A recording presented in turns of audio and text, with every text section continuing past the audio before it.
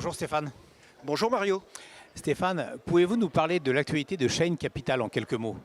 Oui, bien volontiers. Alors Shane Capital, après un magnifique développement qui nous a amené à gérer à peu près aujourd'hui 1,6 milliard d'actifs et des très très belles performances sur les 3 dernières années, est aujourd'hui en train de consolider son développement commercial d'une part avec une très forte présence dans le monde des institutionnels, mais aussi une présence aujourd'hui très intensifiée dans le monde des indépendants. C'est aussi beaucoup de travaux de recherche, puisque vous savez que la recherche chez nous est très prégnante en tant que gérant quantitatif, et donc nous avons amélioré nos algorithmes avec l'introduction progressive d'algorithmes d'intelligence artificielle. Et puis par ailleurs, nous avons obtenu en mars la labellisation ISR d'un des fonds de notre gamme, qui est Digital Stars Eurozone. Très bien, merci Stéphane. Alors, l'année 2022 a commencé de manière un peu compliquée, c'est le moins qu'on puisse dire, ça risque de continuer.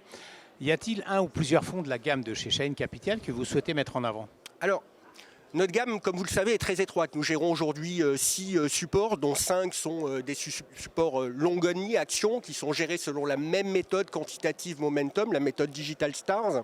Et je crois que le contexte actuel de marché est assez favorable aux produits de notre gamme. Pourquoi?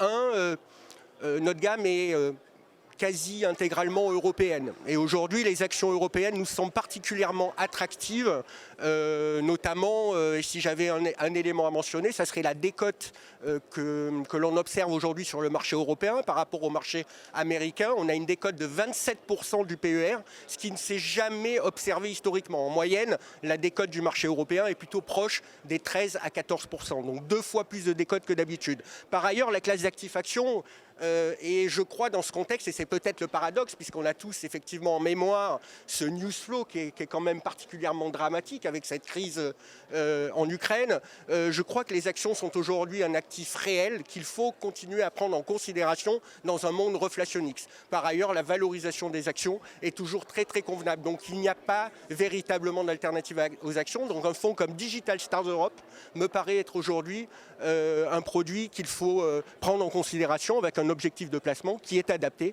à celui des actions, c'est-à-dire minimum 5 ans. Très intéressant Stéphane, merci et belle convention Anacofi à toute l'équipe de Shane Capital, à bientôt. Merci, belle convention à vous.